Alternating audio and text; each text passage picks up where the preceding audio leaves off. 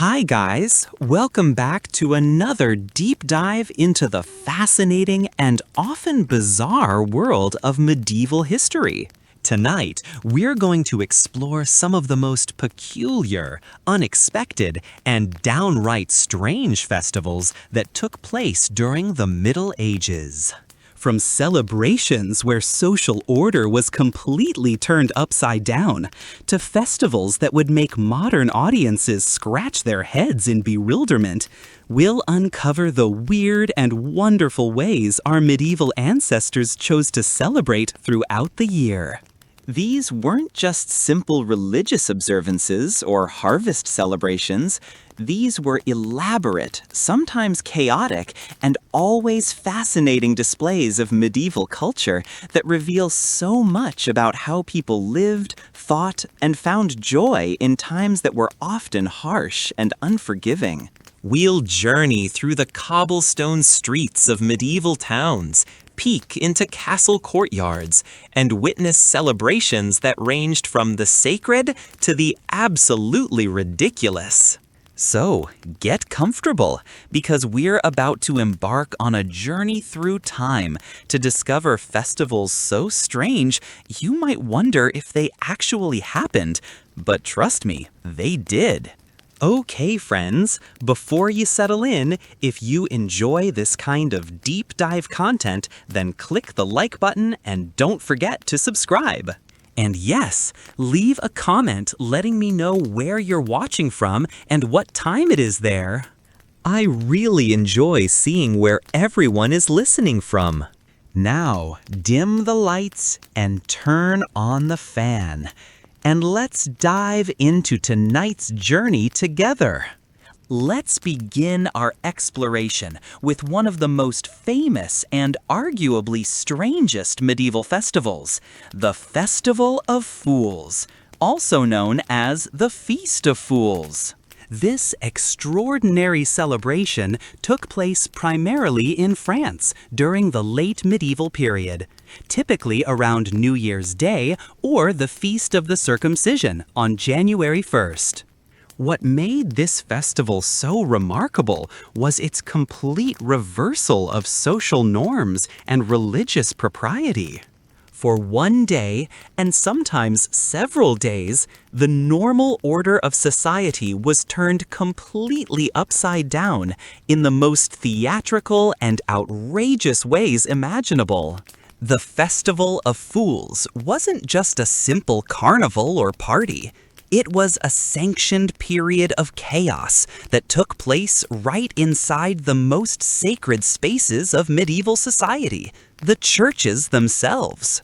During this festival, the lowest-ranking members of the church hierarchy, particularly the subdeacons and minor clergy, would elect a mock bishop or archbishop from among their ranks. This Bishop of Fools, or Archbishop of Fools, would then proceed to conduct elaborate parodies of religious services, complete with ridiculous ceremonies that mocked the solemn rituals of the Catholic Church. Picture this scene unfolding in a grand medieval cathedral. The newly elected Bishop of Fools, dressed in makeshift religious robes that were often intentionally ridiculous or backwards, would lead a procession of minor clergy and young men through the church. They would sing bawdy songs instead of hymns, perform mock masses with nonsensical Latin, and engage in behavior that would normally be considered not just inappropriate, but downright black. The congregations would join in, laughing and cheering, as the sacred and profane were mixed together in ways that seem almost unthinkable by today's standards. What's particularly fascinating about the Festival of Fools is that it wasn't an underground or rebellious movement. It was officially sanctioned by church authorities, at least initially.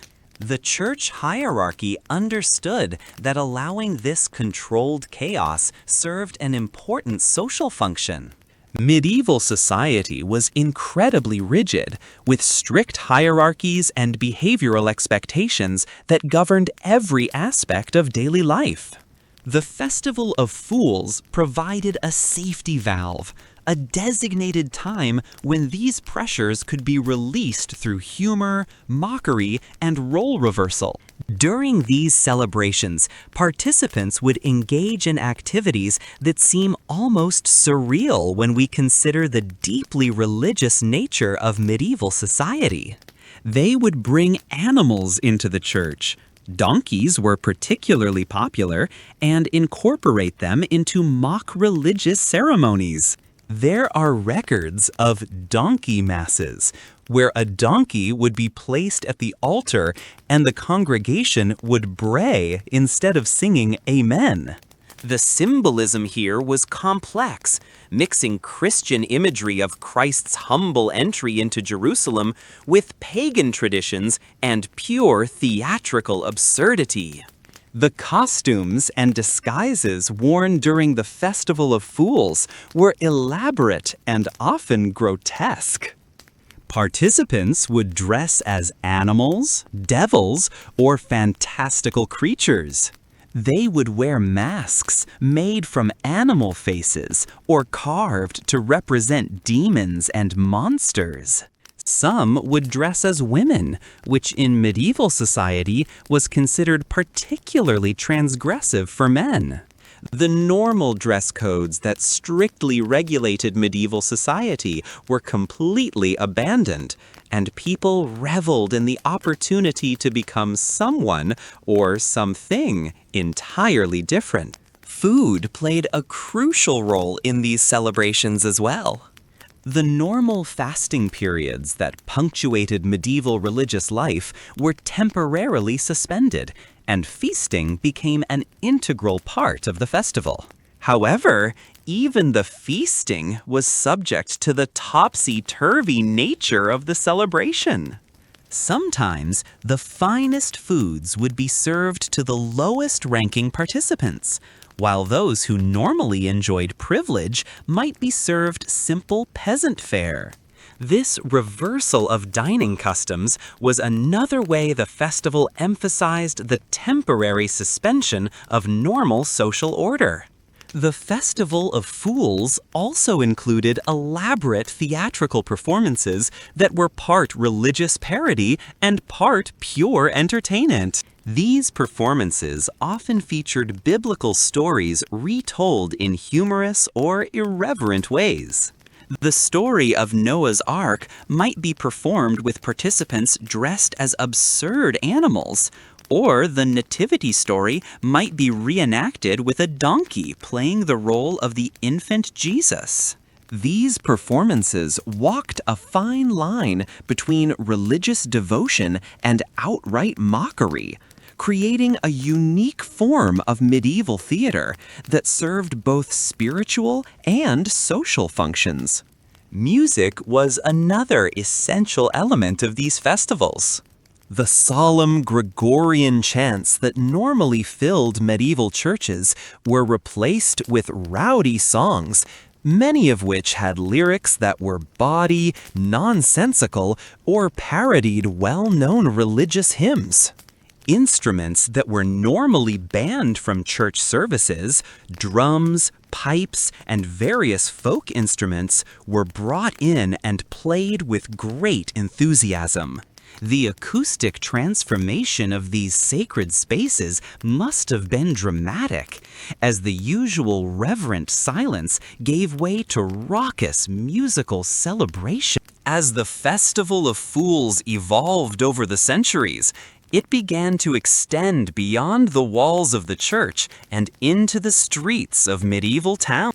Processions would wind through the narrow cobblestone streets, with participants in their fantastic costumes singing, dancing, and performing for anyone. These street celebrations often included elements that we might recognize as ancestors of modern carnival traditions: juggling, acrobatic performances, mock trials, and elaborate The mock trials that took place during these festivals were particularly interesting from a social perspective.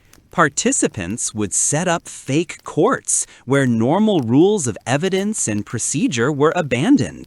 People might be tried for ridiculous crimes, like being too serious or not laughing enough. The punishments were equally absurd. Someone might be sentenced to sing a silly song or wear a funny hat for the rest of the celebration.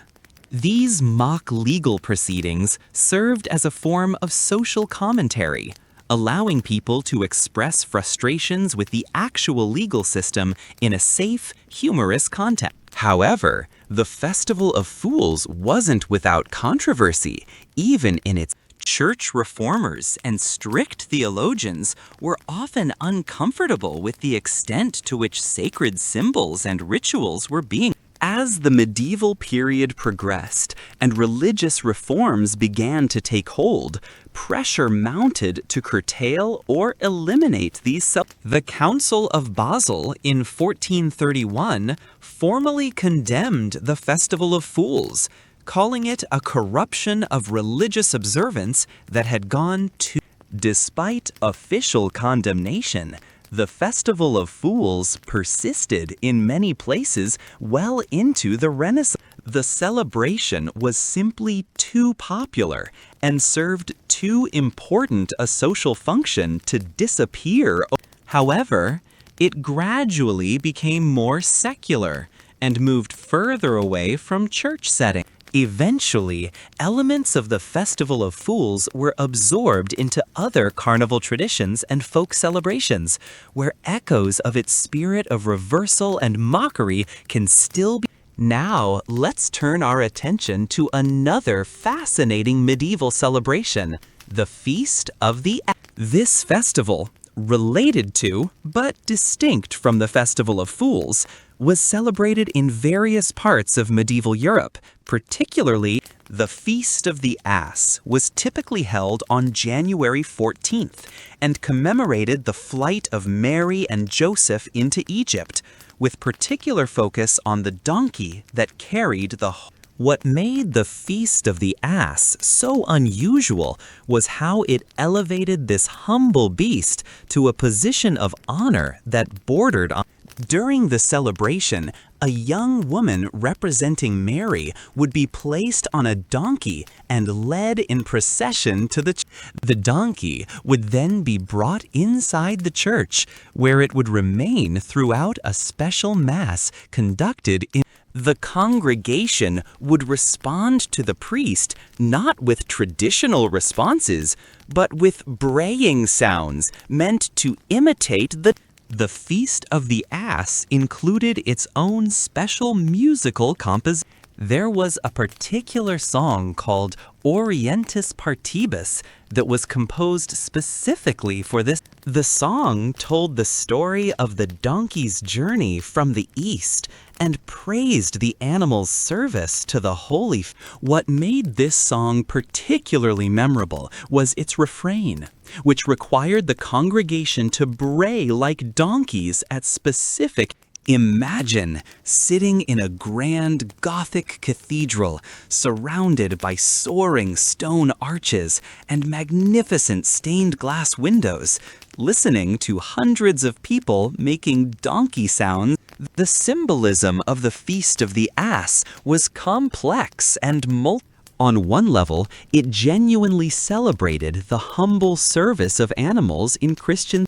The donkey represented humility, service, and the idea that God could work through the lowliest of. However, the celebration also contained elements of social commentary.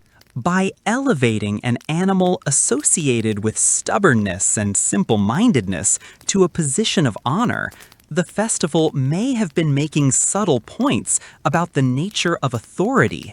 The theatrical elements of the Feast of the Ass were elaborate and carefully The procession through town would include dozens of participants dressed as biblical characters, angels, and the young woman playing Mary would be dressed in the finest robes the community could provide, creating a stark but intentional contrast with the humble donkey. The procession route would be decorated with flowers, banners, and temporary structures that transformed the medieval streetscape into a kind of outdoor. Once inside the church, the ceremony would include readings from scripture that specifically mentioned donkeys or other beasts. These readings were interspersed with songs, prayers, and ritual actions that acknowledged the donkey. The animal would be fed and watered as part of the ceremony, and sometimes blessed with hope. The entire congregation would participate in these rituals, creating a unique form of worship that blended reverence. Food offerings were an important part of the Feast of the Congregants would bring gifts of grain, hay, and other foods suitable for the donkey, which would be blessed and then used to feed the animal during the ceremony. These offerings were seen as a form of charity and devotion, connecting the act of caring for animals with Christian principles of stewardship. And the blessed food would sometimes be distributed to the poor after the ceremony, extending the festival's message of humility and service. The Feast of the Ass also included elements of community theater that went beyond the religious ceremony. There would often be performances that depicted various biblical stories involving animals. The story of Balaam and his talking donkey was particularly popular, performed with great dramatic flair and often incorporating comedic elements that delighted audiences. These performances served both educational and entertainment purposes, making biblical stories more accessible and memorable for largely illiterate. As with the Festival of Fools, the Feast of the Ass eventually came under criticism from church reformers who felt it had become too secular, and the sight of animals in sacred spaces, combined with the congregation's braying and other animal sounds, struck some religious authorities as undignified and potentially. However, defenders of the festival argued that it embodied important Christian virtues and recognized God's presence in all. The decline of the Feast of the Ass came gradually, as changing theological emphasis and social attitudes made such celebrations seem outdated or However, its influence can be traced in later folk traditions and carnival celebrations throughout. The idea of honoring humble creatures and temporarily reversing normal social expectations became embedded in various cultural traditions that persisted long after the original religious context. Moving on to another remarkable medieval celebration, we encounter the Festival of the Boy Bishop, which was particularly popular in England and other parts of North. This festival, typically celebrated around the feast of St. Nicholas on December 6th, involved children taking over religious and sometimes secular authority for a brief period. The celebration began when choir boys or students from cathedral schools would elect one of their number to serve as a mock bishop for several days or weeks. The boy bishop wasn't just a ceremonial figure.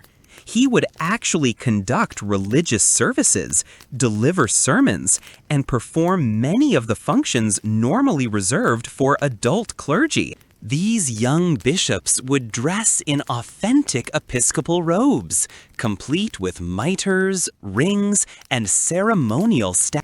They would lead processions, bless congregations, and even collect donations on behalf of the The spectacle of a child, sometimes as young as 7 or 8 years old, performing these solemn religious duties must have been both charming and surreal for mid. What made the Festival of the Boy Bishop particularly interesting was how seriously it was taken by both participants and observers. This wasn't just play acting. The boy bishop was expected to conduct himself with dignity and to perform his duties with the same reverence expected of a. The sermons delivered by these child bishops were often remarkably sophisticated, addressing serious theological topics and moral. Some of these sermons have survived in written form and reveal the high level of education and training that young clergy received in medieval. The boy bishop's entourage consisted of other children from the choir or cathedral school who would serve as his attendants, deacons, and these children would also dress in appropriate religious garments and would assist in conducting service. The entire cathedral hierarchy would be temporarily populated by children, creating a mirror image of the adult religious. This reversal served both educational and social purposes, giving young clerics experience in leadership roles, while also providing a form of entertainment for the broader community. The processions associated with the Boy Bishop Festival were elaborate affairs that would wind through the streets of medieval towns and cities. The Boy Bishop, carried in a special chair or walking beneath a ceremonial canopy, would be accompanied by his child attendants, adult supervisors, and often large crowds. These processions would stop at various churches, noble houses, and important civic buildings where the boy bishop would deliver blessings and receive donations. The financial aspect of the Boy Bishop Festival was significant. The donations collected during these celebrations helped support the cathedral schools and provided funding for the education of young clergy. Wealthy patrons would compete to host the boy bishop and his entourage, providing elaborate feasts and entertainment. These social events were important networking opportunities for noble families and wealthy merchants who could demonstrate their piety and generosity while enjoying unique and the educational value of the Boy Bishop Festival cannot be overstated. For the children involved, it provided practical experience in public speaking, ceremony management, and religious. They learned to conduct themselves with dignity in formal situations and gained confidence in their ability. For the broader community, the festival provided an opportunity to see the next generation of religious leaders in action and to reflect on themes of innocence, wisdom, and spirit. The sermons delivered by boy bishops often addressed themes that resonated with medieval audiences' concerns about social justice, moral behavior, and spiritual development. Despite their young age, these child preachers would tackle complex theological concepts and offer moral guidance to adult congregations. The contrast between the youth of the preacher and the sophistication of the message created a powerful rhetorical effect that emphasized the idea that wisdom could come from unexpected sources. The Boy Bishop Festival also included elements of humor and playfulness that balanced its more serious aspects. The sight of children solemnly conducting adult ceremonies naturally evoked smiles and laughter from audiences, even as they maintained proper respect for the religious. This combination of reverence and amusement made the festival particularly memorable and helped reinforce its spiritual messages through positive emotional. As with other medieval festivals, the Boy Bishop celebration faced criticism from reformers who questioned whether it was appropriate for children to perform such sacred duties. Some argued that the festival trivialized religious authority and could lead to irreverence or However, supporters countered that the celebration honored the biblical principle that a little child shall lead them and provided valuable training for future religion. The festival of the boy bishop persisted in many places well into the Renaissance period, and even in England, it survived until the Reformation, when Protestant reformers eliminated most traditional Catholic celebrations. However, echoes of the festival can still be found in some modern Anglican traditions, where children are given special roles in certain religious. Now, let's explore one of the most unusual seasonal celebrations of medieval Europe. The Feast of the Vegetables, also known as the Festival of this celebration, which took place in various forms across different regions, typically occurred during the late autumn or early winter months when root vegetables were being harvested and preserved for the long. What made this festival unique was its focus on the humble vegetables that sustained medieval communities through the harsh winter months. The Feast of the Vegetables began as a practical celebration of successful harvests, but it evolved into something much more elaborate and symbolic.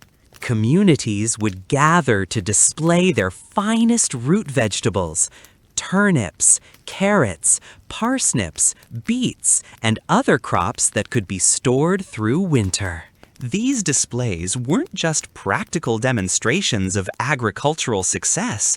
They became artistic competitions where farmers would compete to grow the largest, most unusual, or most perfectly formed vegetables. What transformed this from a simple harvest celebration into something truly strange was the anthropomorphization of the vegetables themselves. Medieval participants would carve faces into turnips and other root vegetables, dress them in miniature clothing, and create elaborate tableaus depicting scenes from daily life, biblical stories, or mythological tales. These vegetable sculptures were remarkably sophisticated, with some communities developing techniques that rivaled the skills of professional artists. The carved vegetables would be arranged in processions that wound through medieval towns and villages. Participants would carry their vegetable creations on decorated platforms or carts, with each display telling a story or representing a particular theme. Some displays depicted the cycle of seasons, showing vegetables in various stages of growth and decay. Others told moral tales, with virtuous vegetables triumphing over wicked root vegetables in elaborate dramatic presentations. The competitive aspect of the Feast of the Vegetables was intense and sometimes led to community rivalries that lasted throughout the year. Different neighborhoods, guilds, or families would compete to create the most impressive displays.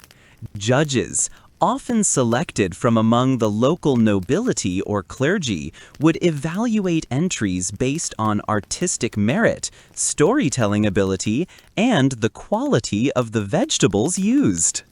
Winners would receive prizes that might include valuable goods, exemptions from certain taxes, or positions of honor in other community celebrations. The culinary aspect of the festival was as important as the artistic elements. After the competitions and processions were completed, the vegetables would be prepared in elaborate communal feasts. These meals showcased the versatility and nutritional value of root vegetables, with cooks competing to create the most innovative and delicious dishes. Recipes developed during these festivals often became treasured family secrets passed down through generations. The preservation techniques demonstrated during the Feast of the Vegetables were crucial for medieval survival. Community members would share knowledge about the best methods for storing different types of vegetables throughout the winter months. These educational exchanges were embedded within the festival activities, making practical learning enjoyable and memorable. Techniques for pickling, drying, and root cellaring were passed from experienced farmers to younger community members. The religious significance of the Feast of the Vegetables was subtle but important. Medieval Christians saw God's providence in the abundance of the harvest, and the festival included prayers of thanksgiving and blessing ceremonies for the stored food. Some communities incorporated biblical stories about harvests, abundance, and God's provision into their vegetable displays. The transformation of simple root vegetables into artistic creations was seen as a way of honoring the divine creativity reflected in nature. Children played a special role in the Feast of the Vegetables. They were often responsible for creating smaller displays and were encouraged to use their imagination in designing vegetable characters and stories. This aspect of the festival served an important educational purpose, teaching young people about agriculture, nutrition, and community cooperation while encouraging artistic expression and creativity. The festival also included elements of fortune-telling and divination based on the shapes and characteristics of the vegetables. Particularly unusual specimens, roots that grew in strange shapes, or vegetables that displayed unusual markings were interpreted as omens or signs about the coming year. This folk practice blended agricultural observation with supernatural belief in ways that seem quaint to modern audiences, but were taken seriously by medieval participants. As winter approached and the festival concluded, the remaining vegetables would be distributed to the poor and needy members of the community.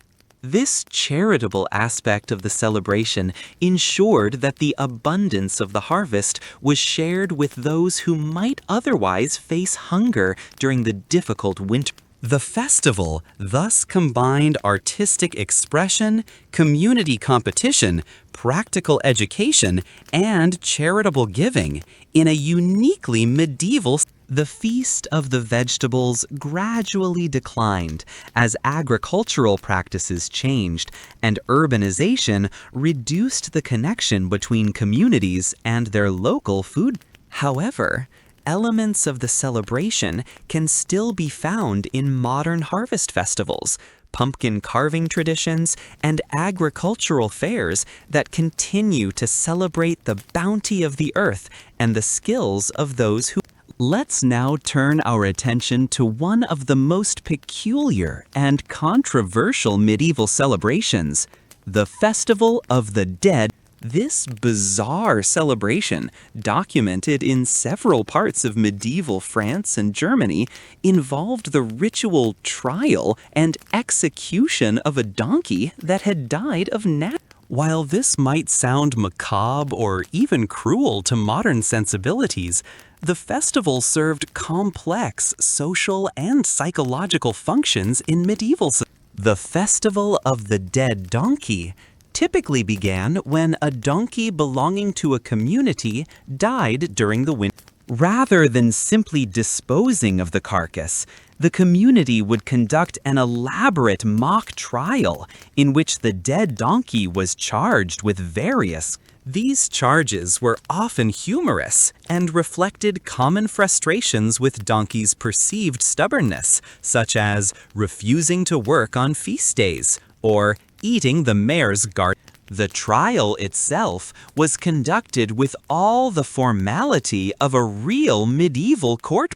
A judge would be appointed, usually a respected member of the community, or sometimes a visiting scholar. Lawyers would be assigned to prosecute and defend the dead donkey, with the defense attorney often being someone known for wit and rhetoric. Witnesses would be called to testify about the donkey's behavior during its lifetime, and evidence would be presented in the form of testimony from townspeople who had interacted. The prosecution would present their case against the donkey with great theatrical flair, listing the animal's supposed crimes and calling for justice. The charges might include practical complaints like property damage or disruption of religious services, but they often extended to more philosophical accusations, such as failing to appreciate human kindness or setting a bad example for others. These charges were simultaneously humorous and reflective of real tensions between humans and their animal companions. The defense attorney would counter with equally elaborate arguments in favor of the donkey. They might argue that the animal was simply following its nature, that it provided valuable service to the community despite its flaws, or that humans had failed in their duty to properly train and care for the beast. Some defense arguments became quite sophisticated, incorporating theological discussions about the nature of animal souls and the relationship between humans and other. The trial would include witness testimony from community members who had known the donkey. These witnesses would recount humorous anecdotes, share memories of the animal's service, and offer opinions about its character. Children were often encouraged to participate as witnesses, and their testimony was frequently the most touching and genuine part of the proceedings. Adults would sometimes discover that the donkey had been more beloved in the community than they had. After deliberation, the jury would render a. Interestingly, the donkey was usually found guilty of at least some charges, but the sentence was typically commuted due to mitigating circumstances, such as faithful service or the hardships of animals. The execution that followed was purely symbolic. The dead donkey's carcass would be ceremonially buried with honors usually reserved for respected communities. The burial ceremony that concluded the festival of the dead donkey was often surprisingly. The donkey would be dressed in ceremonial garments and placed in a decorated coffin or on a flower-covered. A procession would carry the deceased animal to a special burial ground, accompanied by musical performances and speeches honoring its service. These funerals sometimes rivaled those given to human community members in their elaborateness and emotional impact. The psychological and social functions of this festival were complex and medieval communities were small and isolated, particularly during winter months, and the death of familiar animals could represent significant emotional and economic. The Festival of the Dead Donkey provided a structured way to process grief, express frustrations, and find closure through humor. It allowed people to acknowledge the importance of animals in their daily lives while also venting frustrations in a socially acceptable. The festival also served as a form of community bonding. The shared experience of conducting an elaborate trial and funeral for a donkey created memories and inside jokes that could last for generations. Community members would work together to organize the event, assign roles, and create costumes and decorations. These collaborative efforts strengthened social bonds and provided entertainment during the long, dark. From a legal perspective, the Festival of the Dead Donkey reflected medieval attitudes toward justice and due.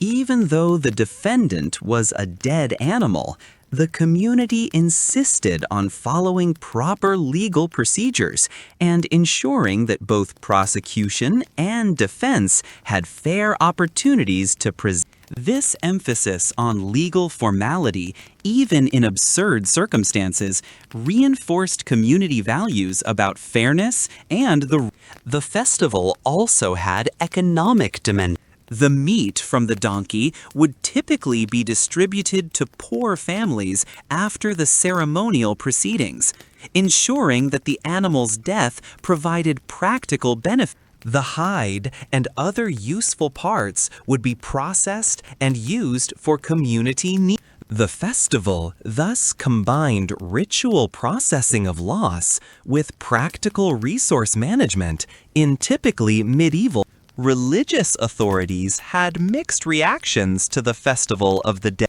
Some clergy participated enthusiastically, seeing the celebration as a harmless way to bring communities together, and even finding theological lessons in the proceedings about justice, mercy, and the value of.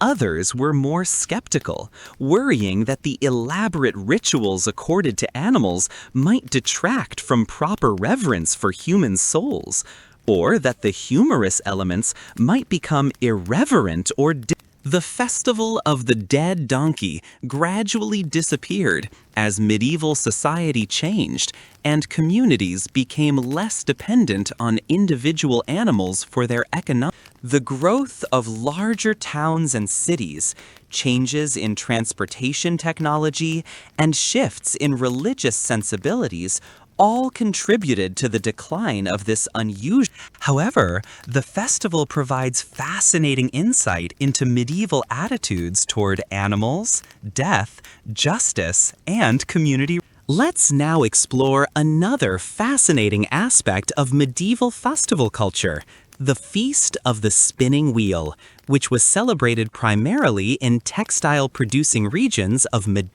This festival honored the tools and skills of cloth production, which were central to medieval economic life.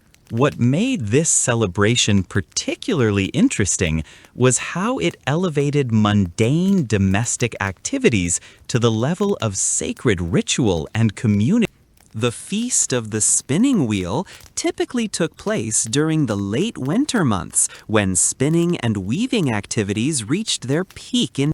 Medieval households spent much of the winter months processing the wool, flax, and other fibers that had been prepared during the autumn harvest. This indoor work was essential for producing the textiles needed for clothing, household goods, and trade. But it was also repetitive and confining after months of outdoor. The festival began with a ceremonial blessing of spinning wheels, looms, and other textile tools. These implements would be decorated with ribbons, flowers, and small religious tokens, then brought to the local church for a special blessing. The priest would pray for the success of the community's textile work and ask for protection from the various problems that could afflict spinning and weaving, broken threads, uneven tension, or accidents with After the blessing ceremony, the real festivities would begin with competitive spinning and weaving These competitions were serious affairs that could determine the reputation and economic prospects of participating craftsmen. Spinners would compete to produce the finest, most even thread in the shortest amount. Weavers would create small demonstration pieces that showcased their skill in creating complex patterns and achieving consistency. The spinning competitions were particularly exciting to watch. Participants would set up their wheels in the town square or church hall, and audiences would gather to observe the rapid, rhythmic motions of experienced spinners.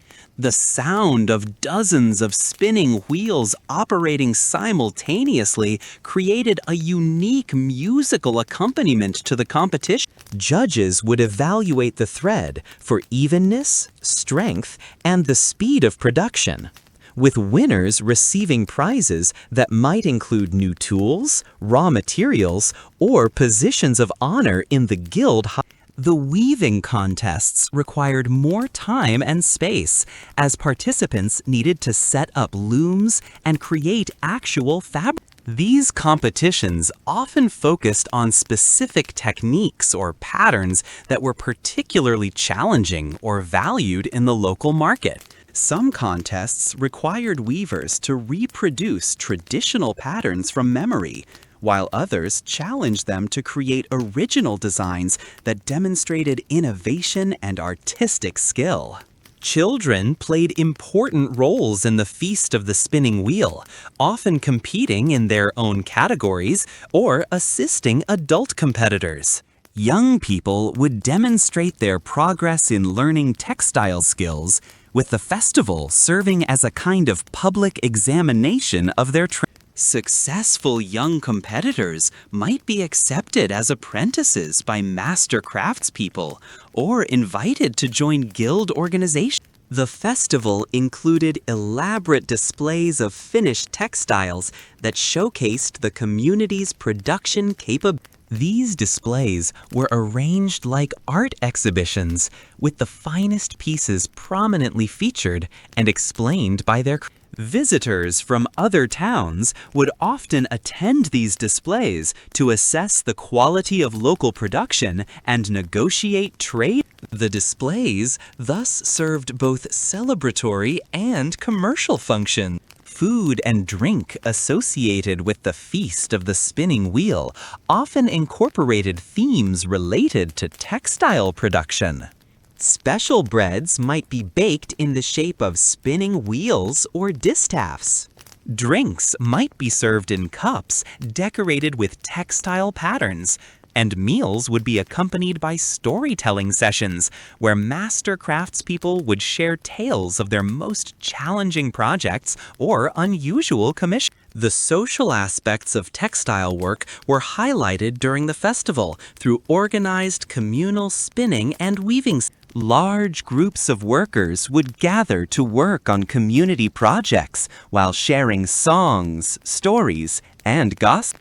These sessions demonstrated how textile work traditionally functioned as social activity that strengthened community bonds while producing necessary. The festival also honored the patron saints associated with textile work, particularly Saint Blaise, who was considered the protector of wool combers, and Saint Catherine of Alexandria, who was associated. Special prayers and offerings would be made to these saints, asking for their protection and blessing on the community's textile activity. Small shrines decorated with miniature spinning wheels and textile tools would be set up in churches. And one of the most unusual aspects of the Feast of the Spinning Wheel was the tradition of thread fortune-telling, where the patterns and characteristics of spun thread were interpreted as omens about. Particularly fine or unusual thread might be seen as a good omen for the coming year, while broken or tangled thread could be interpreted as warnings about potential.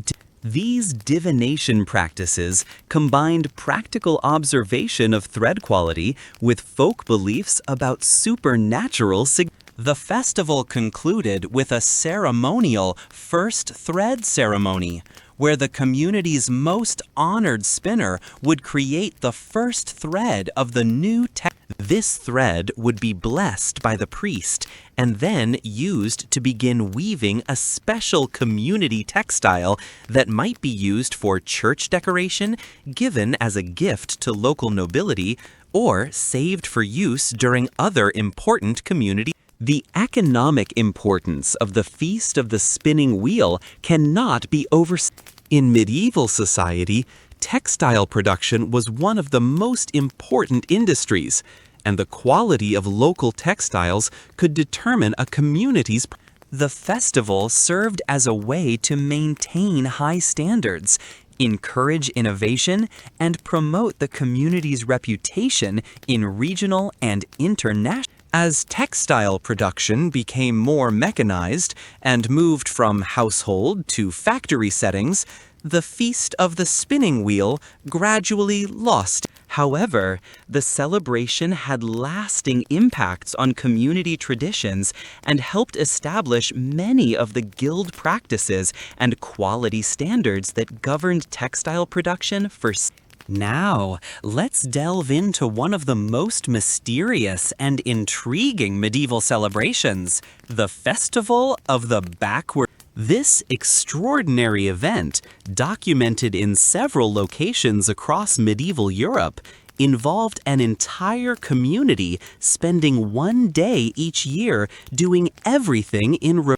While this might sound like simple playfulness, the Festival of the Backward Day was actually a sophisticated ritual that served important psychological and social. The Festival of the Backward Day typically took place during the winter months, often in February, when communities were suffering from the psychological effects of long, dark days and limited. The festival provided a dramatic break from routine that could help alleviate depression and boredom while strengthening community bonds through shared unusual experiences. Preparation for the festival began days in advance, as community members planned how to reverse their normal. Families would practice walking backward, eating meals in reverse order, and even wearing their clothes inside out or children were often the most enthusiastic participants, delighting in the opportunity to break normal rules and behave in ways that would typically be considered inappropriate. On the actual festival day, the entire community would participate in the reversal. People would wake up in the evening and go to bed in the morning, or at least attempt to modify their sleep schedules to approximate. Meals would be served in reverse order, beginning with dessert and ending with appetite. Some communities even attempted to eat their food backward, though this proved more challenging than anticipated and often resulted in considerable laughter. The religious observances on Backward Day were particularly fast. Church services would be conducted with the priest facing away from the congregation, or the congregation would attempt to recite prayer. Some communities would hold their religious services in reverse order, beginning with the final blessing and working backward through the. These modifications required careful planning to ensure that the essential spiritual content of the services was preserved while still participating in the festival's reverse.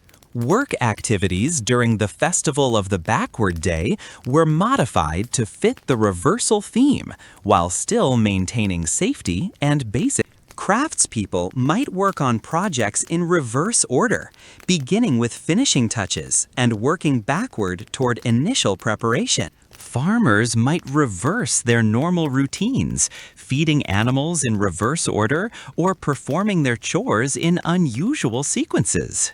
These modifications often revealed new perspectives on familiar tasks and sometimes led to genuine innovations in work process. The social interactions during Backward Day were governed by special rules that reversed normal etiquette and servants might be served by their masters.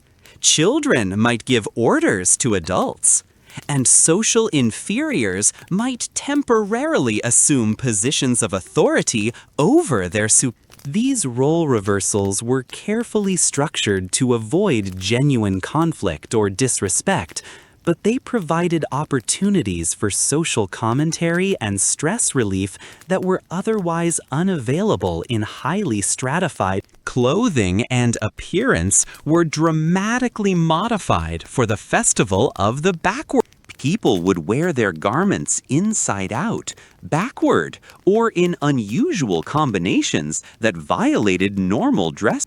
Some participants would attempt to walk backward throughout the entire day, though this proved impractical for most activities. Hair might be styled in reverse patterns, And some people would even attempt to wear masks on the backs of their heads to create the illusion of facing. The entertainment during Backward Day included various games and performances designed around the reversal. Storytellers would tell familiar tales in reverse chronological order, beginning with the ending and working backward. Musicians would attempt to play songs backward or in reverse.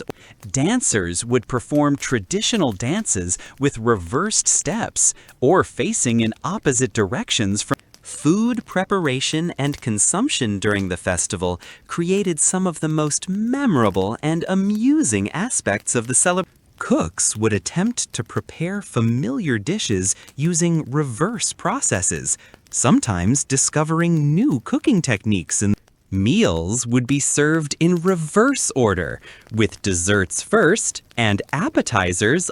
Some communities would attempt to serve entire meals that looked normal but were actually constructed backward, with ingredients layered in reverse order or familiar dishes presented in completely unexpected. The educational aspects of the Festival of the Backward Day were significant and often unexpected.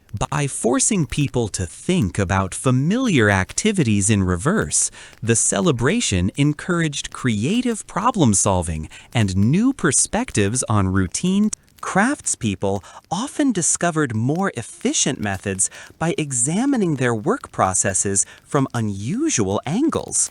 Teachers would conduct lessons in reverse, starting with conclusions and working backward to basic principles, sometimes finding that students understood concepts better when approached from this unusual direction. The psychological benefits of the Festival of the Backward Day were recognized even by medieval observers. The complete break from routine provided mental stimulation that helped combat the depression and lethargy that often afflicted communities during long winter months. The shared experience of awkwardness and confusion created bonds between community members and provided topics for conversation and laughter that lasted through. Record keeping during Backward Day created some amusing historical documents. Scribes would attempt to write backward, creating mirror image text that could only be read with the aid of reflective surfaces. Some communities would keep official records of the day's events written in reverse chronological order, creating documents that told the story of the festival from end to beginning. These records provide modern historians with fascinating glimpses into medieval humor and creativity. The Festival of the Backward Day also served as a form of social experimentation that allowed communities to examine their customs and traditions from new.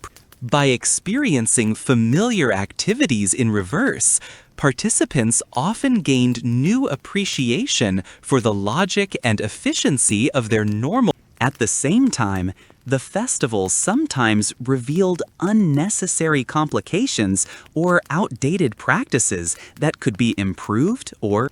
As medieval society became more complex and urbanized, the Festival of the Backward Day became more difficult to organize and.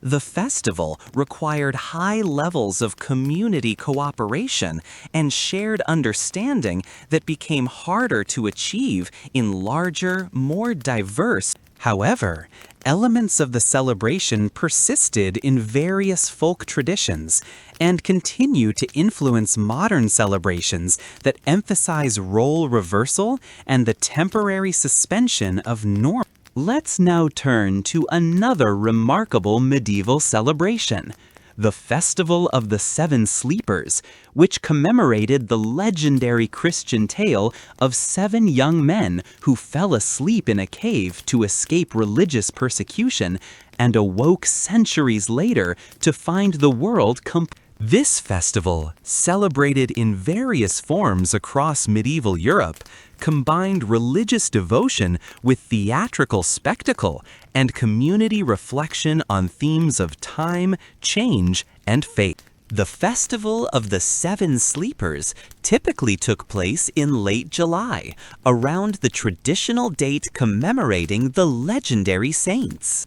The celebration began with elaborate preparations that transformed parts of the community into representations of ancient Ephesus, where the legend was said to have taken place. Buildings would be decorated with hangings and props designed to evoke the ancient world, and community members would dress in costumes representing various historical periods. The central event of the festival was a dramatic reenactment of the legend, performed by community members who had been selected and trained for months. 7 young men would play the roles of the legendary sleepers, while other participants portrayed Roman officials, early Christians, and various characters from different historical periods. The performance would begin with the persecution scene, showing the 7 young men seeking refuge in a cave to avoid being forced to worship pagan gods. The theatrical representation of the centuries-long sleep was one of the most creative aspects of the festival. The 7 actors would lie down in a specially constructed cave or grotto, often built in the town square or church. The community would then engage in a ritualized passage of time, with different groups representing various historical periods passing by the sleeping. These processions might include representations of the fall of Rome, the rise of Christianity, various medieval developments, and finally, the contemporary. The awakening scene was the dramatic climax of the festival. The 7 sleepers would arise to find the world completely transformed, with Christian symbols replacing pagan ones, and the entire social order changed beyond. Their amazement and confusion at these changes provided opportunities for both humor and serious reflection on how communities and societies evolve. The dialogue between the awakened sleepers and contemporary characters allowed for commentary on current events and social. One of the most interesting aspects of the Festival of the Seven Sleepers was how it incorporated real historical change into itself. Communities would use the festival as an opportunity to reflect on changes that had occurred within living memory, comparing current conditions with those of previous generations. Elderly community members would often be given special roles in explaining how things had changed, creating intergenerational dialogue that strengthened community bonds and preserved history. The festival included elaborate displays that contrasted past and present. Craftspeople would create side-by-side demonstrations of old and new techniques for various. Farmers would display both traditional and innovative agricultural tools, and these displays served educational purposes while also celebrating progress and the theme of positive change through divine providence resonated strongly with medieval Christian. Food played a symbolic role in the Festival of the Seven Sleepers, with meals designed to represent different historical periods. The festival might begin with simple foods representing the ancient period when the sleepers fell asleep, then progress through increasingly elaborate dishes representing various historical developments. The final feast would showcase the best of contemporary cuisine, demonstrating how divine providence had provided abundance and variety to the faithful community. The theological discussions that accompanied the Festival of the Seven Sleepers were sophisticated and wide-ranging. Clergy and educated community members would use the legend as a starting point for exploring themes of resurrection, the nature of time, divine providence, and the relationship between earthly change and These discussions often continued long after the festival ended, contributing to the religious education and spiritual development of children's participation in the festival was carefully structured to provide both entertainment and young people might play roles as guides who explain the changed world to the awakened sleepers, or they might represent the continuity of faith across. These roles gave children opportunities to demonstrate their knowledge of history and religion while participating in the community's. The Festival of the Seven Sleepers also served as an occasion for historical preservation and community elders would share memories of past events, family histories, and local traditions that might otherwise be.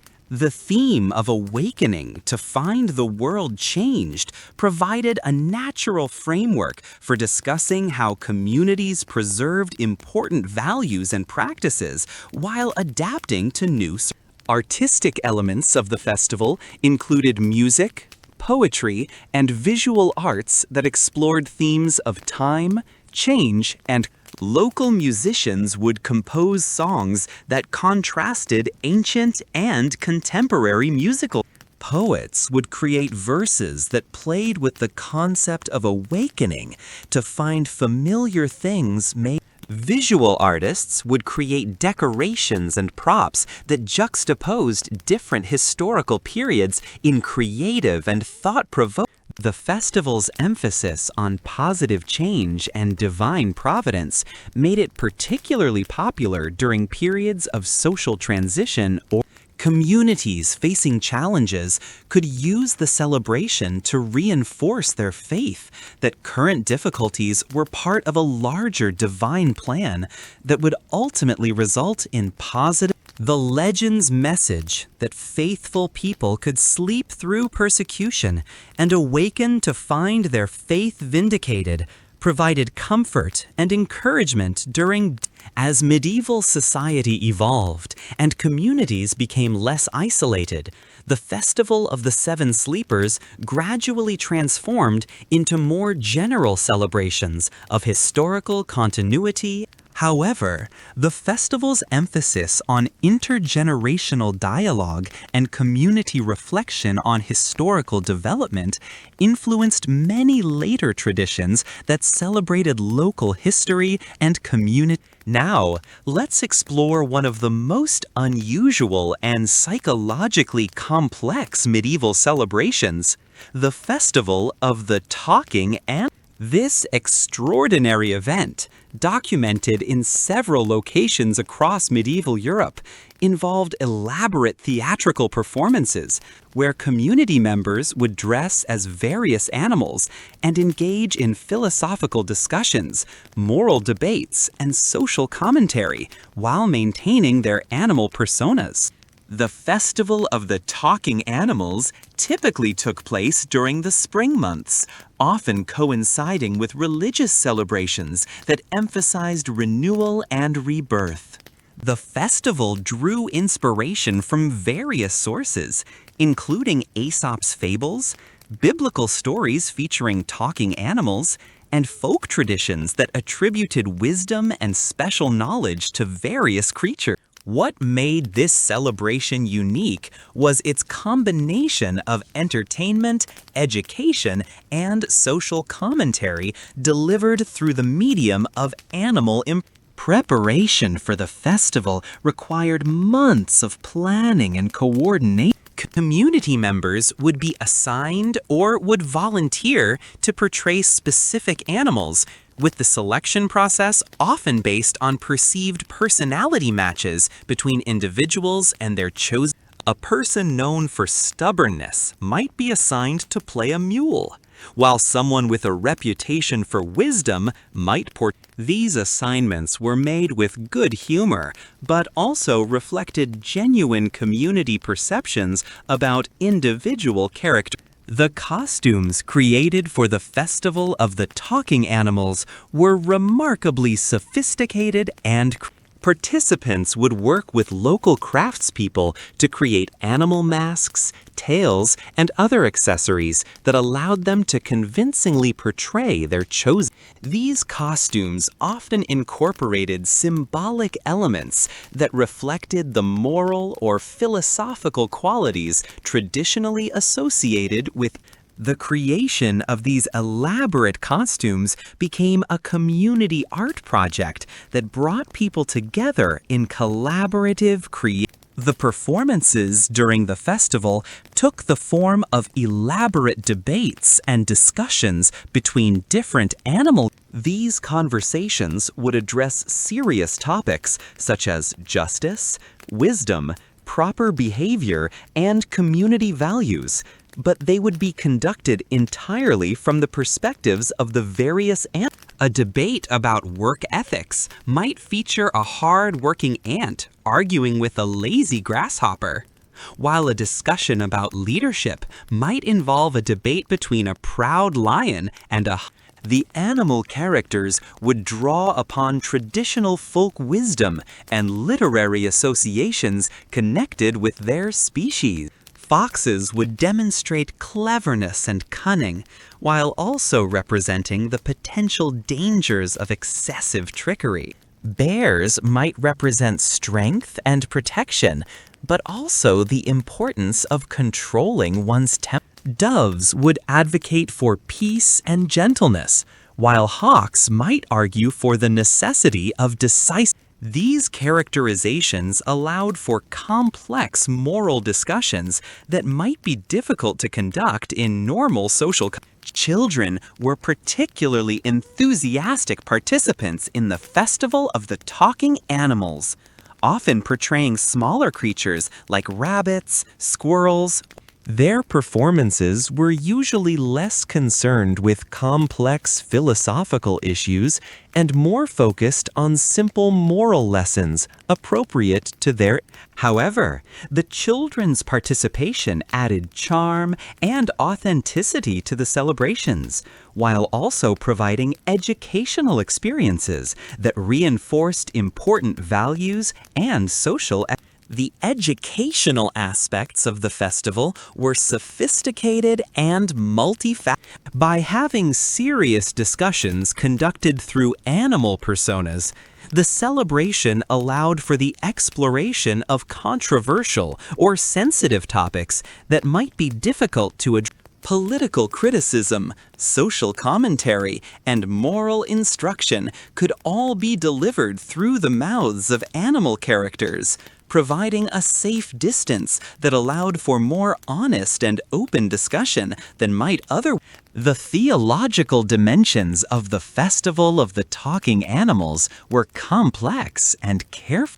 Medieval Christian thought included traditions of animals possessing special wisdom or serving as messengers from God, drawing on biblical stories like Balaam's talking donkey or the animals that recognized Christ. The festival allowed communities to explore these themes while also engaging with classical and folk traditions that attributed wisdom and special knowledge to various. The social commentary delivered through animal characters could be remarkably pointed and effective. A greedy merchant might find himself confronted by a pig character who questioned whether humans or swine were truly more.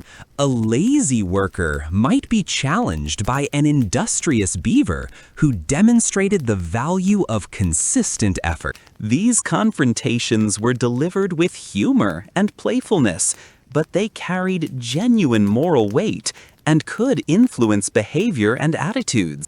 The festival included competitive elements where different animal characters would engage in contests of wisdom, riddles, or stories.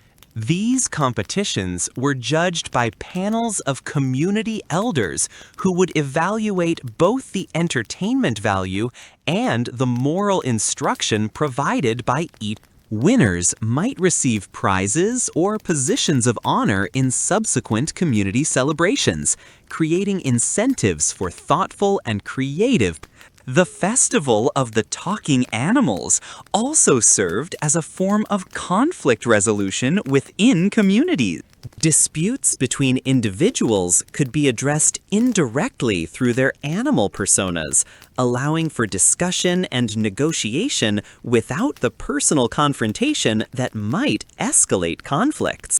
The animal framework provided emotional distance that made it easier for people to acknowledge mistakes, offer apologies, or find The psychological benefits of the festival were recognized by medieval participants, and the opportunity to temporarily adopt a different identity allowed people to explore aspects of their personalities that might otherwise remain hidden or shy. Individuals might find courage through portraying brave animals, while aggressive people might learn gentleness by playing peaceful. This form of therapeutic role-playing provided personal growth opportunities within a community celebration. The festival concluded with a grand assembly where all the animal characters would come together to reach consensus on important community issues or moral. These assemblies demonstrated how different perspectives and personality types could work together to achieve common goals, reinforcing values of cooperation and mutual respect. The decisions reached by the animal parliament would often influence actual community policies and practices in the months following the festival. As medieval society changed and became more urban and sophisticated, the Festival of the Talking Animals gradually evolved into more conventional theatrical performances or disappeared. However, the festival's emphasis on moral education through entertainment and its recognition of the psychological benefits of role-playing influenced later traditions in education and community. Let's now examine another fascinating medieval celebration, the Festival of the Upside Down. This remarkable event, documented in several Germanic regions during the later medieval period, involved entire communities temporarily rearranging their living spaces to create the illusion that houses had been turned. This extraordinary celebration combined practical jokes, architectural creativity, and social commentary in ways that were both entertaining and thought-provoking. The Festival of the Upside Down houses typically took place during the late autumn months, after harvest work was completed, but before winter weather made outdoor activities too difficult. The celebration required extensive preparation and community cooperation, as participants would need to physically rearrange furniture, decorations, and even structural elements of their homes to create convincing upside down. The preparation process began weeks in advance, with households planning how to safely and effectively reverse the orientation of their living. Furniture would be secured to ceilings or suspended from beams to create the illusion of hanging upside. Tables and chairs would be attached to overhead surfaces, while chandeliers and hanging decorations would be moved to floor. The technical challenges of creating these installations required considerable ingenuity and craftsmanship. Safety considerations were paramount during the Festival of the Upside Down houses, as the reversed arrangements could create genuine hazards if not proper. Community members with carpentry and engineering skills would supervise the installations, ensuring that suspended furniture was securely fastened and that walkways remained clear. These safety measures became part of the festival's educational value, as participants learned about structural engineering and problem solving in practical. The visual impact of the upside-down houses was dramatic and disorienting. Visitors entering these transformed spaces would experience a form of cognitive confusion that was both amusing and the familiar became strange, and normal spatial relationships were challenged in ways that forced people to think differently about their. This psychological effect was intentional and formed a central part of the festival's appeal, and children were often the most enthusiastic participants in creating and experiencing the upside down. Their natural flexibility and adaptability made them better able to navigate the reversed environments, and their delight in the unusual arrangements was. Many of the festival's most creative innovations came from children's suggestions and their willingness to experiment with unconventional solutions to the challenges of upside down. The social commentary embedded in the Festival of the Upside Down Houses was subtle but significant. By literally turning their world upside down, participants were making symbolic statements about the nature of social order, the relativity of perspective, and the arbitrary nature of many. The festival provided a safe way to question normal arrangements and hierarchies while maintaining the framework of community celebration and shared experience. The practical challenges of living in upside-down houses, even temporarily, led to insights about the design and organization of domestic. Participants often discovered how much of their daily routine depended on conventional spatial arrangements and learned to appreciate the logic behind normal household. At the same time, some people found that certain reversed arrangements actually worked better than traditional approaches, leading to permanent changes in how they organized their homes. The festival included competitive elements where different households would be judged on the creativity, completeness, and safety of their upside-down arrangement. Professional craftspeople and local authorities would serve as judges, evaluating both the technical execution and artistic merit of each. Winners might receive recognition, prizes, or exemptions from certain community duties, creating incentives for elaborate and innovative participation.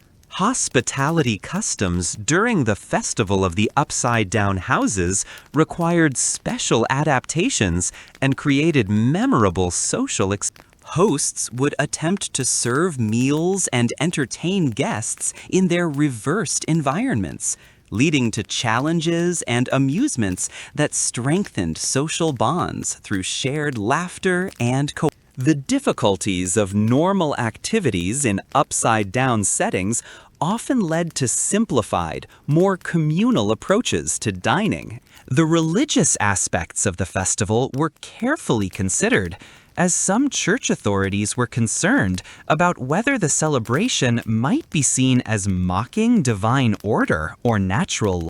However, most clergy interpreted the festival as a celebration of human creativity and adaptability, qualities that reflected God's gift of intelligence and ingenuity. Some religious leaders even participated by creating upside-down church decorations or conducting special services that acknowledged the temporary reversal of normal order. The economic impact of the Festival of the Upside-Down Houses was significant for local craftspeople and the celebration created demand for specialized hardware, rope, and other materials needed to create the suspended Local artisans would develop new techniques and tools specifically for the festival, and some would specialize in helping households create their upside-down. This economic activity helped support local crafts and trade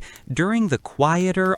The festival also served as an informal training ground for various skills related to construction, engineering, and space. Young people would learn practical techniques for manipulating their physical environment while also developing creative problems. These skills often proved valuable in other contexts, contributing to the general level of technical competence within participating. Documentation of the Festival of the Upside-Down Houses provides modern historians with fascinating insights into medieval domestic life and architecture. The detailed planning required for the festival forced participants to think carefully about how their homes were organized and why, creating records that reveal much about daily life and domestic priorities. These records often included sketches and diagrams that show how medieval houses were typically arranged, and the psychological impact of the festival extended well beyond the celebration period. Participants often reported that the experience of living in upside-down environments had lasting effects on how they thought about space, organization, and problem. The cognitive flexibility developed during the festival could influence approaches to other challenges and changes throughout the year. As medieval architecture became more standardized and urban planning more regulated, the Festival of the Upside-Down Houses became increasingly difficult to organize and execute safely. The celebration gradually evolved into more symbolic or artistic representations of reversed order, but its influence can be traced in later traditions that emphasized creativity, community cooperation, and the playful questioning of conventional. Now, let's explore one of the most intellectually sophisticated medieval celebrations, the Festival of Riddles and. This remarkable event, popular in various forms across medieval Europe, transformed entire communities into interactive puzzle-solving environments where participants would create and solve complex riddles, codes, and intellectual challenges that combined entertainment with education and The Festival of Riddles and Mysteries typically took place during the winter months when outdoor activities were limited and communities had time for indoor intellectual. The celebration drew inspiration from various traditions, including the riddle contests found in medieval literature, the symbolic language used in religious texts, and the practical problem-solving challenges that medieval people faced in. Preparation for the festival began months in advance, with community members working individually and in groups to create riddles, puzzles, and mysteries that would challenge and entertain. These intellectual challenges ranged from simple wordplay appropriate for children to complex mathematical problems and philosophical paradoxes that could puzzle even educated adults. The creation process itself became a form of education, as participants learned to think creatively about language, logic, and symbolic representation. The riddles created for the festival covered an enormous range of topics and employed various forms of intellectual linguistic riddles played with words, sounds, and meanings in creative ways that demonstrated the flexibility and richness of vernacular. Mathematical puzzles challenged participants' numerical skills and logical reasoning. Historical riddles tested knowledge of local and regional history while often revealing interesting facts and stories that might otherwise be. Religious riddles formed a particularly important category as they provided opportunities for spiritual education and reflection within the festival. These riddles often incorporated biblical stories, theological concepts, and moral lessons in ways that made religious instruction engaging, and participants would need to demonstrate understanding of Christian doctrine and scripture to solve many of these puzzles, reinforcing religious education through interaction. The physical organization of the Festival of Riddles and Mysteries transformed communities into elaborate puzzle-solving environments. Houses, shops, churches, and public spaces would be decorated with riddle displays, coded messages, and symbolic representations that participants would need. Some riddles required participants to move from location to location, following clues that revealed aspects of local geography and history while providing intellectual challenges. Collaborative puzzle solving was an important aspect of the festival, as many challenges were designed to require cooperation between multiple participants with different skills and knowledge. These collaborative elements strengthened community bonds while also demonstrating the value of diverse perspectives and abilities in Teams might include people of different ages, occupations, and educational backgrounds, each contributing unique insights to the puzzle solve. The competitive aspects of the festival included individual contests, where participants would attempt to solve riddles within specified time limits, as well as tournaments where riddle creators would challenge each other's intellectual. These competitions were judged not only on the difficulty and cleverness of solutions, but also on the educational value and artistic merit of the riddles. Winners gained recognition as intellectual leaders within their communities and might be invited to participate in regional competitions or scholarly. Children's participation in the Festival of Riddles and Mysteries was carefully structured to provide appropriate challenges while building confidence and intellectual. Simple riddles about familiar objects, animals, and daily activities helped young people develop logical thinking and progressive difficulty levels allowed children to advance to more complex challenges as their abilities developed, creating educational pathways that could influence lifelong. The festival served important educational functions that extended well beyond the entertainment value of participants learned to think systematically about problems, to consider multiple interpretations of ambiguous information, and to communicate complex ideas through symbolic.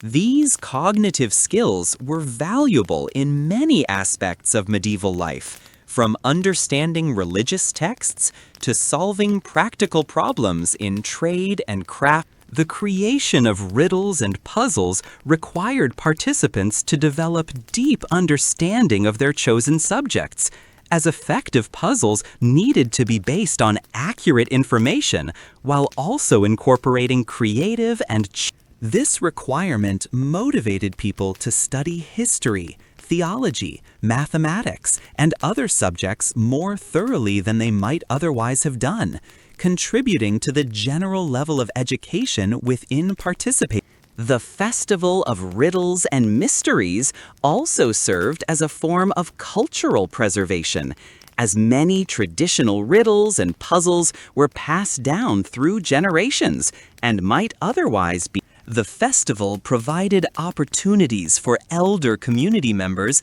to share traditional challenges while also encouraging innovation and adaptation of class. This balance between tradition and innovation helped maintain cultural continuity while allowing for creative. The social dynamics of puzzle solving created unique opportunities for people from different social backgrounds to interact as intellectual. A clever peasant might outperform a wealthy merchant in solving riddles, while a young apprentice might create puzzles that challenged master. These reversals of normal social hierarchies were temporary and limited to the festival context, but they provided valuable experiences of intellectual democracy and The festival included special categories of riddles that addressed contemporary issues and challenges facing the community. These might include puzzles about new technologies, changes in trade relationships, or political developments that affected local. By incorporating current events into traditional riddle formats, the festival helped communities process and understand changes in their world while maintaining connections to established culture. The documentation and preservation of riddles from these festivals provide modern scholars with valuable insights into medieval intellectual life, educational practices, and culture.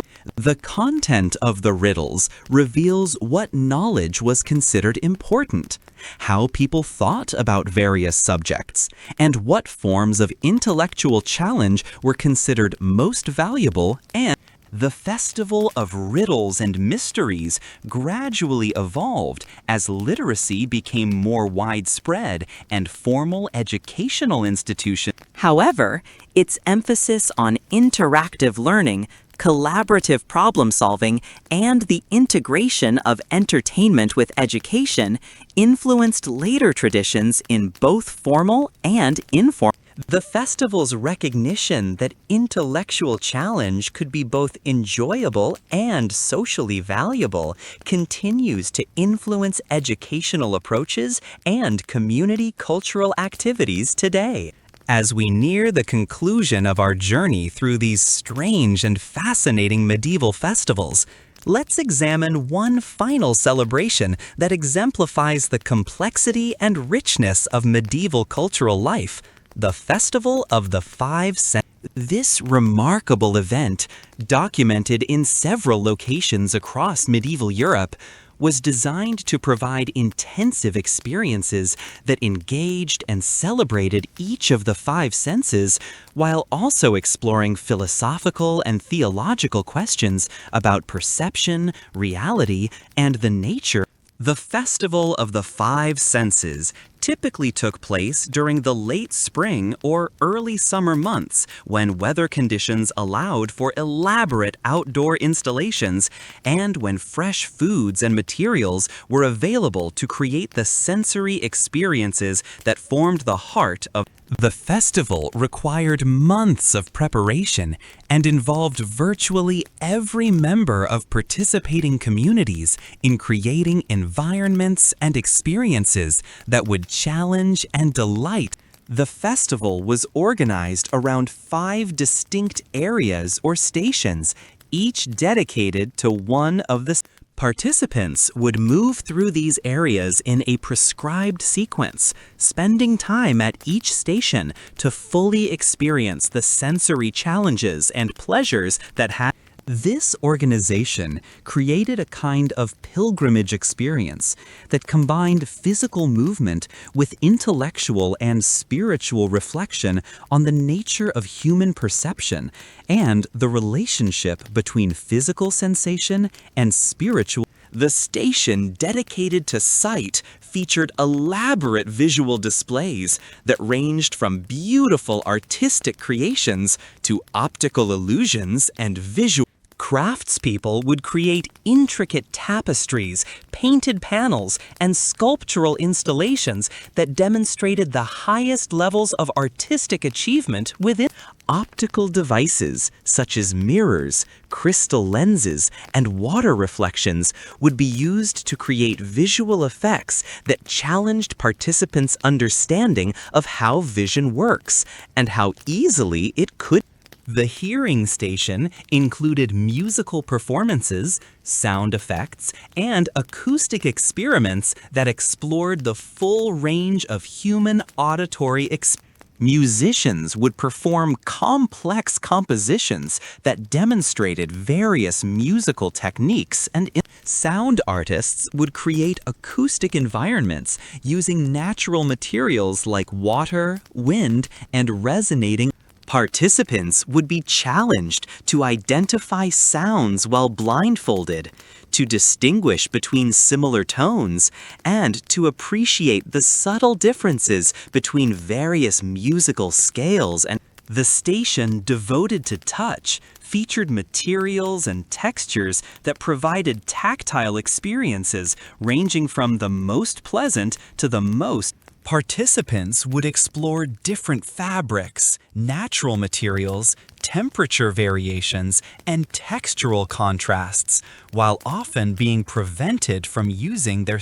These experiences helped develop appreciation for the sophisticated information that could be gathered through touch, while also providing insights into how different senses could compensate. The tactile exploration stations were designed with careful attention to safety and hygiene considerations, as participants would be handling many different materials and objects through. Materials would be carefully cleaned and prepared before use, while participants would follow protocols for hand washing and sanitation between different. These safety measures became educational opportunities in themselves, teaching participants about disease prevention and proper handling of various materials. The scientific and educational aspects of the touch stations included demonstrations of how different materials conducted heat, absorbed moisture, or responded to pressure in ways that could be detected through tactile sensation. Participants would learn to identify metals, woods, fabrics, and other materials based purely on their tactile properties, developing discrimination skills that could be valuable in various crafts. These educational experiences often sparked interest in material sciences and manufacturing tech. The therapeutic applications of tactile experiences during the Festival of the Five Senses were recognized and deliberately incorporated into the celebration. Gentle massage techniques, therapeutic manipulation of clay or other malleable materials, and relaxing tactile sensations were used to provide stress relief and physical comfort. These therapeutic elements demonstrated the connection between physical sensation and emotional well-being, while also teaching practical techniques for self-care and The artistic dimensions of tactile exploration included opportunities for participants to create sculptures and other artworks using only their sense of touch to guide their creation. Working with clay, wood, fabric, and other materials while blindfolded, participants would discover new approaches to artistic creation that emphasized texture, form, and spatial relationships rather than vision. These artistic experiences often resulted in surprisingly sophisticated and emotionally expressive works that demonstrated the creative potential of non-visual artists. The Festival of the Five Senses incorporated advanced understanding of sensory physiology and psychology that was sophisticated for medieval times, drawing upon medical knowledge and philosophical traditions that emphasized the importance of sensory experience in human learning. Educational components of the festival included discussions of how different senses worked, how they could be trained and improved, and how they contributed to overall human flourishing and spiritual. The cross-cultural elements of the Festival of the Five Senses often included materials, techniques, and traditions borrowed from other regions and cultures, exposing participants to sensory experiences that might not be available in their. Exotic spices, unusual musical instruments, foreign textiles, and other imported materials would be incorporated into the festival displays, providing educational opportunities about different cultures, while also expanding participants' sensory vocabularies and appreciation. The technological innovations developed for the Festival of the Five Senses often had applications beyond the celebration itself, as participants invented new tools, techniques, and approaches for creating specific sensory. Musical instrument makers might develop new designs optimized for particular acoustic effects, while perfume makers would experiment with new combinations and these innovations often became permanent additions to the community's technological and artistic The Festival of the Five Senses also served as a form of accessibility education, helping participants understand how people with sensory impairments navigated the world and adapted to their circumstances. Activities that required participants to rely on non-visual senses while blindfolded or to communicate without sound provided insights into different ways of experiencing and interacting. These experiences often led to greater empathy and support for community members with The psychological research conducted informally during the Festival of the Five Senses provided valuable insights into human perception, learning, and adaptation that influenced community approaches to education and skill. Organizers would observe how different people responded to various sensory challenges, what teaching methods were most effective for different types of learners, and how sensory training could enhance performance in These observations often influenced educational practices and training methods used throughout the year. The taste station presented carefully prepared foods and beverages that demonstrated the full range of flavors and their combinations. Master cooks would prepare dishes that isolated and highlighted specific tastes, while also creating complex flavor combinations that challenged participants' palates and understanding. These culinary experiences often included exotic ingredients and unusual preparation methods that expanded participants' appreciation for the possibilities of taste and the skills required for The smell station featured aromatic displays that ranged from the most pleasant perfumes and spices to more challenging odors that tested participants' tolerance and discrimination. Participants would learn to identify various scents while blindfolded, to appreciate the subtle differences between similar aromatics, and to understand how smell could trigger memory and emotion in powerful ways. These experiences often included both natural and artificial scents, demonstrating human skill in creating and modifying aromatic experiences. The philosophical dimensions of the Festival of the Five Senses were sophisticated and carefully integrated into the sensory experiences. Each station included discussions and presentations about how that particular sense contributed to human understanding of the world, and how it might be related to spiritual perception and divine revelation. These intellectual components transformed the festival from simple entertainment into a form of experiential philosophy that engaged both mind. The theological aspects of the festival addressed questions about the relationship between physical sensation and spiritual. Medieval Christian thought grappled with tensions between the material world perceived through the senses and the spiritual realities that could only be known through faith and revelation.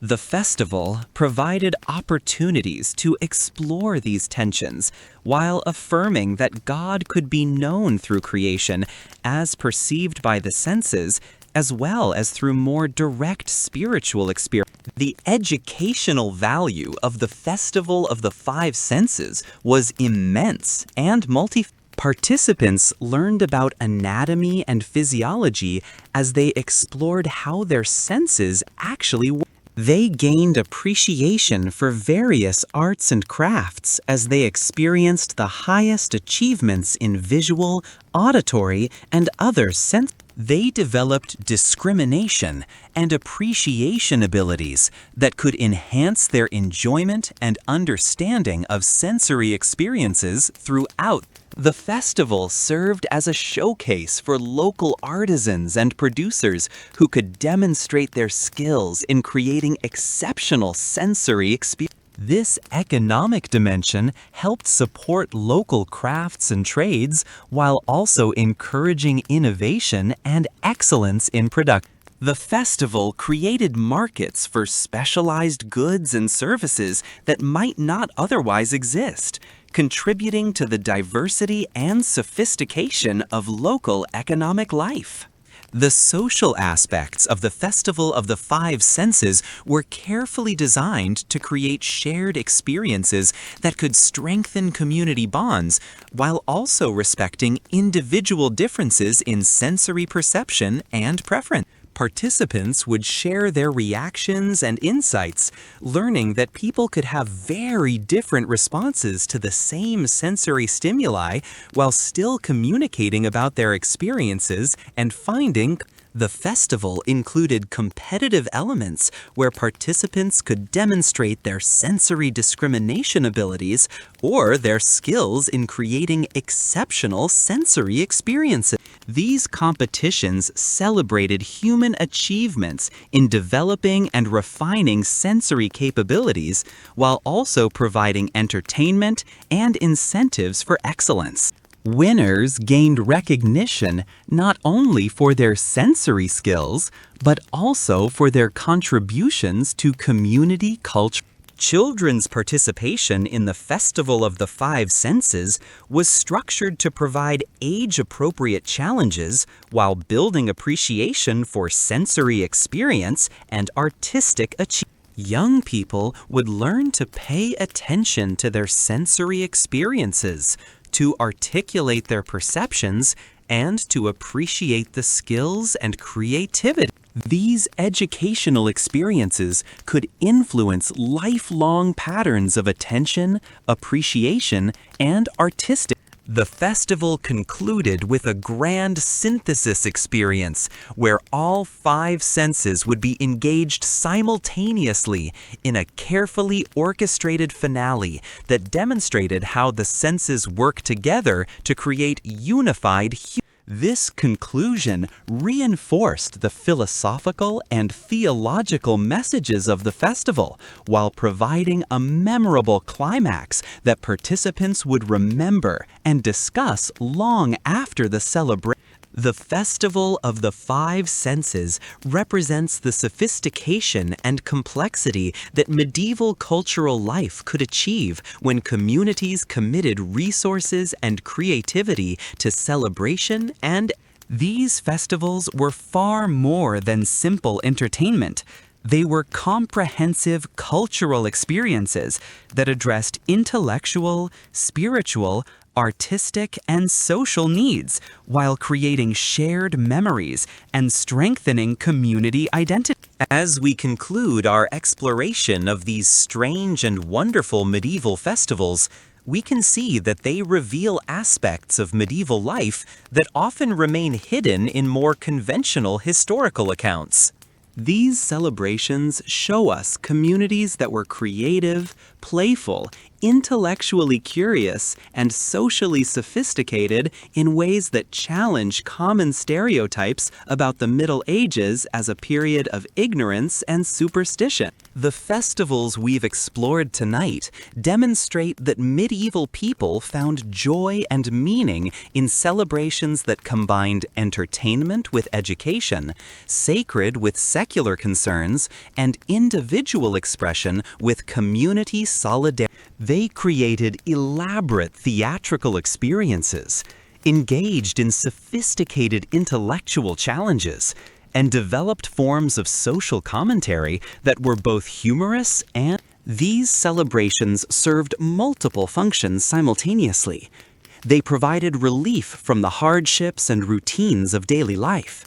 They strengthened community bonds through shared experience. They preserved and transmitted cultural values and knowledge, and they created opportunities for creativity and self-expression that might otherwise. The festivals were safety valves that allowed for the temporary suspension of normal social rules while also reinforcing community values and the complexity and sophistication of these medieval festivals also reveal the inadequacy of simple distinctions between popular and elite culture or between religious and secular activities. These celebrations drew participants from all social levels and combined elements that modern observers might categorize. They show us a medieval world where community life was rich, varied, and creative in ways that deserve our admiration and understanding.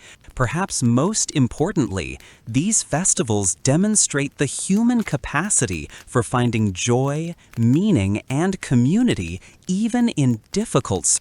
Medieval life was often harsh, uncertain, and constrained by social and economic limitations that we can hardly imagine. Yet people found ways to create celebrations that were elaborate, beautiful, and meaningful, that brought communities together in shared experience, and that affirmed the value and dignity of human life. The strange festivals of the Middle Ages remind us that human beings have always sought ways to transcend the ordinary limitations of daily existence, to create beauty and meaning through shared effort, and to find joy in the company of their neighbors.